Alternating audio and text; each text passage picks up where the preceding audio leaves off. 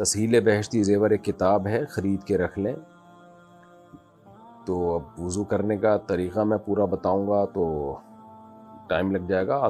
بسم اللہ الرحمن الرحیم پڑھا آپ نے، ہاتھ دھوئے، 3 دفعہ آپ نے کلی کی، غرارہ بھی کیا، اگر روزہ ہو تو غرارہ نہ کریں، 3 دفعہ ناک میں پانی ڈالا، اور اگر لوٹے وغیرہ سے وضو کر رہے ہیں تو ایسے چلو میں پانی لیا اور ایسے کر کے 3 دفعہ منہ دھو لیا، نلکے سے ہے تو ایسے کر کے دھو لیا 3 دفعہ منہ۔ داڑھی کا، میری تو چھوٹی داڑھی ہے، میں پوری داڑھی بھگو لیتا ہوں، اگر گھنی داڑھی ہے تو بس داڑھی کا ایسے کر کے خلال کر لیں، اور پھر اس کے بعد ہاتھ سے یہاں شروع کریں، کونی تک ہاتھ دھوئیں۔ یوں کر کے نہیں دھونا چاہیے، ہاتھ یوں کر کے دھونا چاہیے، کیونکہ قرآن میں فاغسلوا وجوہکم وایدیکم الی المرافق، ید کو مرفق تک پہنچانا ہے، یعنی قرآن سے اشارہ ملتا ہے کہ یہاں سے شروع کرنا ہے دھوتے ہوئے اور یہاں لے کے جانا ہے۔ لوگ یوں کر کے الٹا دھو رہے ہوتے ہیں، وہ تو جاتا ہے وضو، تو یوں کر کے دھوئیں، تو ایسے بہتر ہے۔ 3 دفعہ چلو لیں پانی میں، 3 دفعہ ایسے ہاتھ کو اچھی طرح مس لیں۔ لوگ پانی بہت استعمال کر رہے ہوتے ہیں، ہاتھ نہیں مسل رہے ہوتے، اس سے پانی ضائع ہوتا ہے۔ تو ایسے نلکا کھولا، یوں کھولا اور نلکا بند کیا اور دونوں ہاتھ ملا کے یوں کیا، یا ایک ہاتھ سے بھی یوں کریں، یوں ایسے، نہیں تو نلکے سے ایسے بھی کر لیں، ایک ہی دفعہ میں اچھی طرح دھل جاتا ہے۔ اور پھر لیفٹ ہاتھ دھویا، یہاں سے پانی ہوتا ہوا جائے گا، ادھر کو آئے گا، اس طرح اچھی طرح ہو گیا۔ اب سر کا مسح کیا، سر کے مسح میں جو یہ چل رہا ہوتا ہے، لوگوں سے انگلیاں بھی نہیں ٹوٹ رہی ہوتی، یوں کر کے کر رہے ہوتے ہیں، ایسا کچھ بھی نہیں ہے، بس پانی آپ نے گیلا پانی جو ہے ایسے لے گئے، پورا سر، پگڑی میں نہیں، ایسے پورے سر پہ لے گئے۔ اور پھر دونوں روایتیں ہیں، بعض روایت میں آنا لانا بھی ہے، بعض میں صرف ایک دفعہ بھی ہے، دونوں طرح ٹھیک ہے۔ تو ایسے لے کے مسح کر لیا۔ راجح ہمارے نزدیک یہی ہے کہ بس ایک دفعہ اس طرح سے مسح کر لیا جائے، پیچھے لے گئے آپ، اور پھر اس کے بعد انگلیوں کا یہ اور کانوں کی لو ایسے مسح کر لی، سر کا مسح ہو گیا۔ پھر پاؤں میں بھی انگلیوں سے ایڑی کی طرف دھونا ہے، یعنی پانی جو ہوگا انگلیوں سے جائے گا ایڑی کی طرف، اور چھوٹی الٹے ہاتھ کی چھوٹی انگلی سے انگلیوں کا خلال بھی کر لیں۔ تو یہ ہو گیا جی آپ کا وضو۔ قبلے کے رخ میں شک ہو جائے تو کیا کرنا چاہیے؟ مسجد صحیح رخ پر نہیں بنی ہوئی، کیا اب صفیں گھما سکتے ہیں؟ اور مسجد کے قبلے کے صحیح رخ میں 2 صفوں کا فرق آتا ہے؟ 2 صفوں کا فرق آتا ہے، کیا مطلب؟ بھائی قبلے میں شک ہو جائے تو چیک کروائیں ماہرین فلکیات سے، جامع الرشید کا بھی ماہرین فلکیات کا شعبہ ہے، ان سے رابطہ کریں آپ۔ یہ تو آج کل بہت آرام سے پتہ چل جاتا ہے، کوئی اس میں راکٹ سائنس نہیں ہے، تو اس کو فوراً ٹھیک کروائیں۔ اور اگر وہ قبلے سے بالکل ہی 45 ڈگری سے بھی زیادہ ادھر کو منہ ہو، یا 45 ڈگری سے بھی زیادہ ادھر کو ہوگا، تو کسی کی نماز نہیں ہوگی پھر، تو اس لیے اس کو چینج کروائیں۔ کیا عدت کے بعد کسی اور مرد سے نکاح کر سکتے ہیں؟ اپنے شوہر سے 5 یا 10 سال بعد کبھی بھی نکاح کر سکتے ہیں۔ عدت کے بعد جس سے چاہیں نکاح کریں بھائی، اور اپنے شوہر سے نکاح اگر اس نے 3 طلاقیں دی تھیں پھر تو نہیں کر سکتے، اور اگر 1 طلاق دی تھی تو جب چاہیں، پھر تو عدت گزرنا بھی ضروری نہیں ہے، بلکہ عدت کے دوران بھی پرانے والے شوہر سے آپ شادی کر سکتے ہیں، 10 سال بعد بھی، 20 سال بعد بھی، اور 30 سال بعد بھی اگر وہ بچ جائے تو اس سے کر لیں شادی۔ اچھا بھائی، میرا ایک جگہ رشتہ ہوا ہے لیکن میں نے استخارہ کروایا ہے، تو انہوں نے مجھے دعا پڑھنے کو بولی ہے، اللہم انا الیہ و انا الیہ راجعون۔ انا للہ تو سنا تھا، یہ آج انا الیہ و انا للہ ہوگا میرا خیال ہے۔ اس کا کیا مطلب ہے؟ کیا یہ رشتہ صحیح نہیں ہے؟ دیکھیں، استخارہ کروانے سے رشتے کا نہیں پتہ چلتا کہ ٹھیک ہے کہ غلط ہے، استخارہ تو دعا ہے۔ باقی یہ کہ جہاں رشتہ ہوا ہے استخارہ تو ویسے ہی کر لینا چاہیے، باقی کرنا وہی چاہیے جو آپ کے ذہن میں آ رہا ہے۔ اگر وہ اچھا رشتہ ہے تو ہاں کر دیں، اچھا نہیں ہے تو نہ کر دیں، اور مشورہ بھی لیں لوگوں سے اس کے بارے میں۔ باقی یہ جو دعا ہے اللہم انا الیہ و انا الیہ راجعون، اس کا کیا مطلب ہے؟ اے اللہ ہم اسی کے لیے، اسی کی طرف ہیں اور اسی کی طرف لوٹیں گے، یہ تو کوئی دعا نہ بنی نا۔ اللہم انا للہ و انا الیہ راجعون تو ہے، انا للہ و انا الیہ راجعون، لیکن یہ رشتے کے موقع پہ نہیں ہے، یہ جب شوہر کا انتقال ہو جائے نا رشتے کے بعد تو پڑھیے گا یہ دعا، انا للہ و انا الیہ راجعون۔ تو ابھی تو میرا خیال ہے رشتہ ہونے دیں آپ، یہ دعا کسی غم کے موقع پہ پڑھی جاتی ہے، یہ شادی بیاہ کے موقع پہ نہیں پڑھی جاتی۔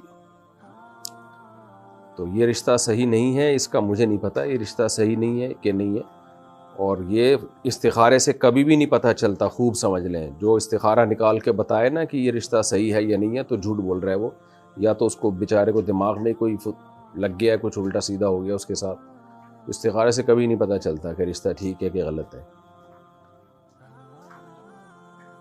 اگر شوہر اپنی بیوی سے ناراض ہو جائے تو فرشتے پوری رات اس عورت پر لعنت بھیجتے ہیں، اور اگر شوہر اپنی بیوی کو وقت نہیں دیتا، اس کے ساتھ اچھا سلوک نہیں کرتا، اس سے بات بھی نہیں کرتا، بیوی ناراض ہو جائے تو اسے منانے کی کوشش بھی نہیں کرتا، اس صورت میں مرد کا کیا حکم ہے؟ نبی صلی اللہ علیہ وسلم نے فرمایا خیارکم خیارکم لأہلہ، تم میں سب سے بہتر وہ ہے جو اپنے گھر والوں کے ساتھ یعنی بیوی کے ساتھ بچوں کے ساتھ اچھا ہے۔ تو بعض مرد باہر بہت اچھے اخلاق کے ہوتے ہیں، ہنسی مذاق ہو ہا ہا اور خوب لائف کو انجوائے کر رہے ہوتے ہیں، بیوی کے ساتھ ان کا رویہ ٹھیک نہیں ہوتا، تو آپ صلی اللہ علیہ وسلم نے فرمایا اولئک لیسوا بخیارکم، یہ تم میں اچھے لوگ نہیں ہیں۔ تو اچھائی کا پتہ انسان کے گھر سے ہی چلتا ہے کہ آپ اپنے بیوی بچوں کے ساتھ کیسے ہیں، اور نبی صلی اللہ علیہ وسلم نے حجۃ الوداع کے موقع پر خطبہ دیا استوصوا بالنساء خیرا، حجۃ الوداع کے موقع پر جو آپ نے احکام دیے نا بہت امپورٹنٹ احکام تھے، کیونکہ آپ کو معلوم تھا کہ اب میری زندگی کا آخری وقت شروع ہو چکا ہے اور اتنا کراؤڈ بھی اب دوبارہ اکٹھا نہیں ہوگا، تو اس لیے آپ صلی اللہ علیہ وسلم نے اس وقت بہت شاندار جاندار خطبہ دیا اور انسانیت کے حقوق بیان کی، اس میں آپ نے خواتین کے بارے میں خاص وصیت کی، اور وصیت کے لفظ استعمال کیے، وصیت کہتے ہیں بہت اہم حکم کو، دنیا سے جاتے ہوئے جب کوئی کسی کو آرڈر دے رہا ہوتا ہے نا اس کو وصیت کہا جاتا ہے،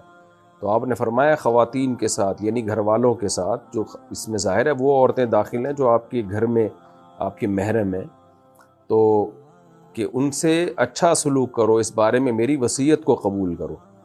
تو یہ بری بات ہے اگر شوہر جو ہے گھر میں بیوی کو وقت نہیں دیتا اور بدسلوکی کرتا ہے اس کے ساتھ۔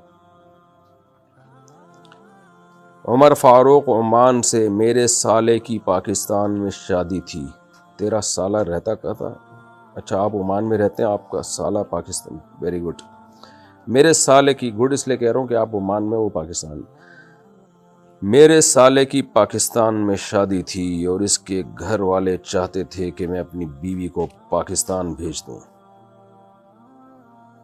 آپ کے سالے کی پاکستان میں شادی تھی اور اس کے گھر والے چاہتے تھے کہ میں یعنی آپ، اچھا سوری، عمر فاروق صاحب عمان میں رہتے ہیں، آپ اپنی بیوی کو پاکستان بھیج دیں، لیکن میں اور میری بیوی اس بات پر راضی نہیں تھے اور میرے پاس اتنے پیسے بھی نہیں تھے۔ پھر میرے سسرال والوں نے کہا ٹکٹ کے پیسے ہم دیں گے، لیکن میں تب بھی راضی نہیں تھا کیونکہ میری بیوی کے بغیر گزارا نہیں ہوتا۔ سبحان اللہ، صلو علی الحبیب۔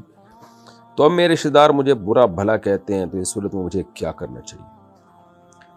بھائی کی شادی تھی، کبھی کبھار آتے ہیں زندگی میں یہ موقع، اگر کوئی اس میں ناجائز کام نہیں ہو رہے تھے، ڈانس ماس اور مس گیدرنگ کے نام پہ جو بےہودگی شادیوں میں ہوتی ہے، اگر ایسا کچھ نہیں ہو رہا تھا تو آپ کی وائف کے بھائی کی شادی تھی، اور کون سا اس نے 4 شادیاں کرنی ہے کہ دوبارہ بھی شادی ہوگی، ایک ہی دفعہ آج کل لوگ شادی کر رہے ہوتے ہیں، تو آپ کو چاہیے تھا تھوڑا صبر کر کے بھیج دیتے بیوی کو یار، تو کہیں بھاگی تھوڑی جا رہی تھی، نہیں ہوتا آپ سے صبر تو 2 دن کے لیے بھیج دیتے، اور ٹکٹ بھی فری میں مل رہا تھا آپ کو، یعنی سسرال والے آپ کے بھیج رہے تھے ٹکٹ بھی، تو بھیج دیتے، جس دن رخصتی تھی اور ولیمے میں شرکت کر کے آ جاتی 2 دن کے بعد۔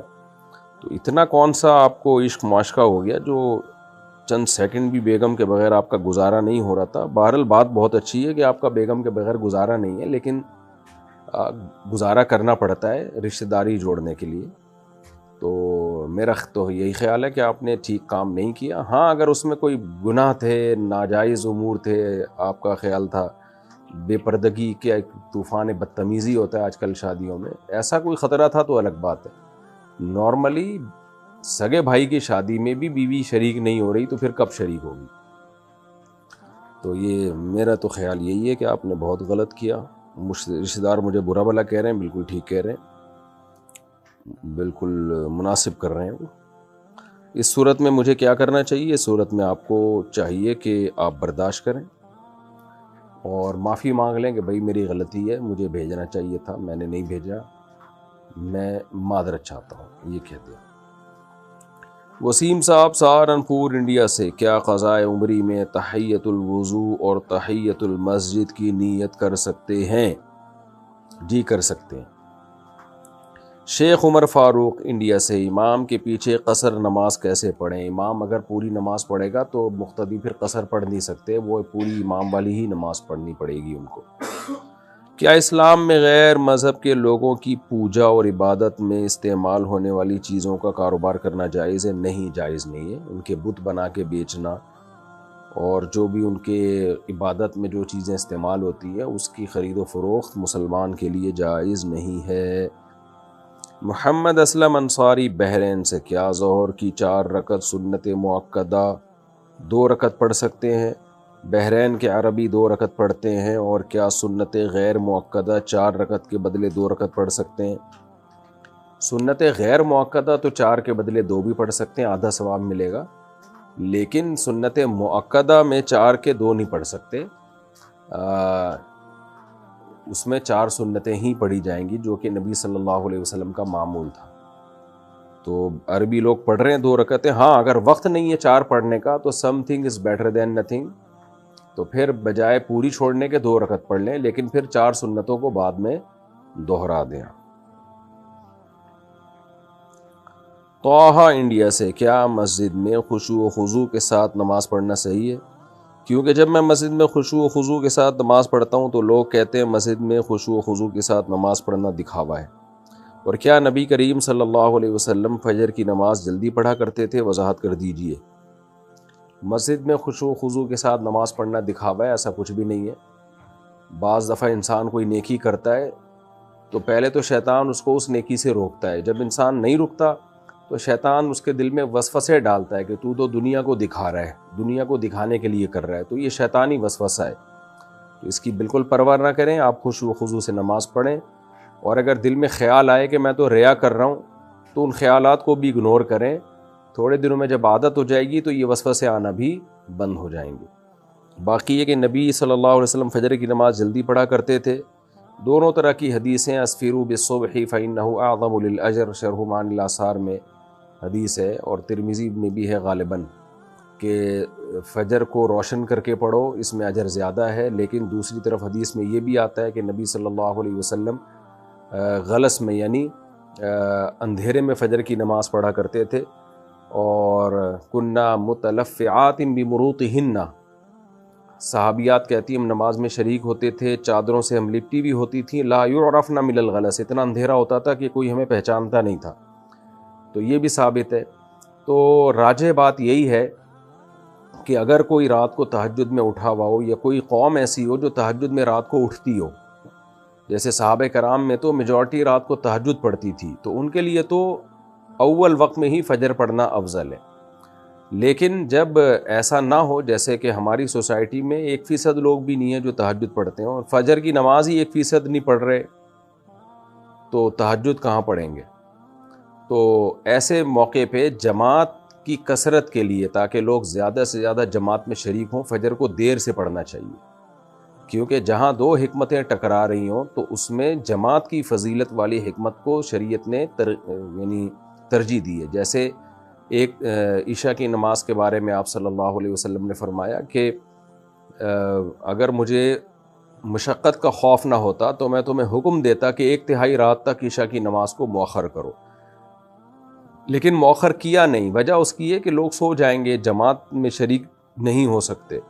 تو اسی طرح فجر کو اگر جماعت میں اول وقت میں آج کل ہم پڑھنا شروع کر دیں تو لوگوں کے لیے پہلے ہی اٹھنا بہت مشکل ہے، اور لوگ جماعتوں سے نکلیں گے، یعنی جماعت نہیں ملے گی۔ تو اس لیے احناف کا قول بہرحال یہی ہے کہ جماعت سے جب فجر پڑھنی ہو محلے میں تو لیٹ یعنی روشنی میں شروع کی جائے وہ نماز، تاکہ زیادہ سے زیادہ لوگ جماعت کی نماز میں شریک ہو سکیں، یعنی لوگوں کو سہولت دینی چاہیے، لوگوں پہ مشکلات نہیں کھڑی کرنی چاہیے۔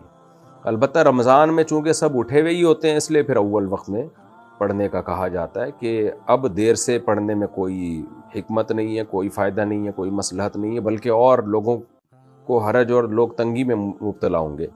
تو ایسی کنڈیشن میں پھر فجر کو اول وقت میں پڑھا جائے گا. لیکن نارملی جب جماعت مسجد میں قائم کی جائے تو فجر کو تاخیر سے پڑھنا چاہیے، لیکن اتنی تاخیر نہ ہو کہ سورج نکل جائے، اتنی تاخیر ہو کہ جب جماعت کی نماز ختم ہو تو اتنا ٹائم باقی ہو کہ اگر کسی کی کسی وجہ سے نماز نہیں ہوئی ہے تو وہ وضو کر کے نماز کو لوٹا سکے.